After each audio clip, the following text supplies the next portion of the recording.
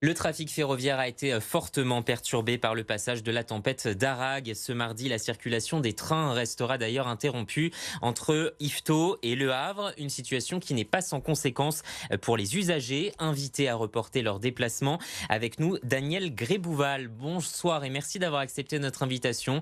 Vous êtes président de la Fédération nationale des associations d'usagers des transports pour la Normandie et vous militez pour une poursuite du projet de ligne nouvelle Paris-Normandie. On va y revenir. D'abord, on apprenait vendredi soir que le trafic ferroviaire était suspendu durant tout le week-end dans notre région. Qu'est-ce que cette mesure de précaution vous a inspiré?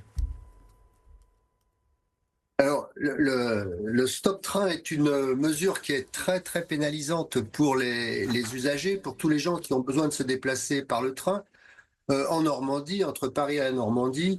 Mais en fait, c'est une mesure de précaution pour éviter d'envoyer un train qui va se retrouver coincé en pleine campagne, dans des endroits parfois inaccessibles, bloqué par des arbres, avec éventuellement 800 ou 900 personnes à bord. Donc ça, c'est donc la précaution, c'est de pas envoyer de train.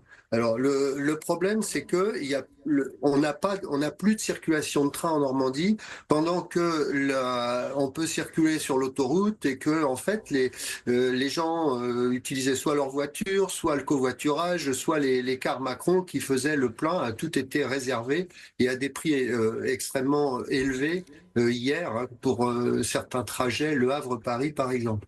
La Voilà. SNCF Donc évoque près d'une soixantaine d'arbres, branches d'arbres et obstacles divers qui ont d'ailleurs chuté sur les voies et entraîné des dégâts importants sur les infrastructures ferroviaires. On apprend aussi que les travaux de réparation vont mettre plus longtemps que prévu entre Rouen et Le Havre. Les usagers forcément sont invités, vous le disiez, à reporter leur déplacement vers souvent des compagnies de cars qui ont augmenté leur prix. Mais c'est bien le problème, c'est qu'on voit bien que la décision de ne pas faire circuler les trains était la bonne décision, puisque les arbres sont tombés. Le problème en Normandie et dans l'Ouest, c'est le fait on ne fait pas assez de coupes d'arbres au bord des lignes de chemin de fer. Il n'y a pas assez d'injonctions aux propriétaires de parcelles qui ont des grands arbres auprès des lignes de chemin de fer, de couper ces arbres.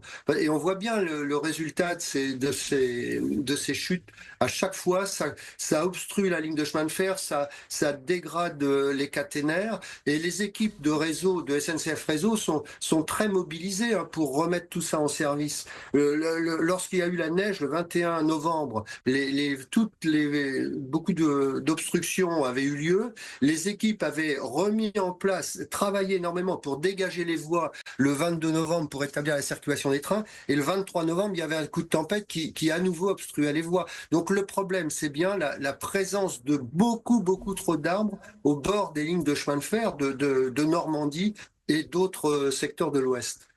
Mais à qui revient la faute justement à ce manque d'entretien des arbres aux abords des voies? Alors, la faute, c'est pendant très longtemps, je pense qu'on n'a peut-être pas assez coupé les arbres au bord des voies. Maintenant, ça fait une dizaine d'années qu'SNCF Réseau nous dit on fait d'année en année de plus en plus. Bon, c'est probablement vrai, mais dans le même temps, il y a le phénomène du réchauffement climatique, de fréquences plus importantes des tempêtes, de peut-être plus de pluie, des températures plus élevées qui favorisent la pousse de la végétation. Donc pendant qu'on est en train de couper la végétation à certains endroits, sur l'ensemble du linéaire, ça continue de pousser. Donc je pense qu'il y a un problème d'adéquation des moyens avec les enjeux. Et aujourd'hui, malgré les moyens qu'on déploie, je pense on n'arrive pas à traiter radicalement le problème. Et le président de région est intervenu sur ce sujet-là lors de l'inauguration de l'atelier de maintenance du Havre la semaine passée, en disant à SNCF Réseau, il faut être beaucoup plus contraignant auprès des particuliers qui ont des arbres qui risquent de tomber sur la voie ferrée. Mais parfois, les arbres sont eux-mêmes sur le domaine de SNCF Réseau.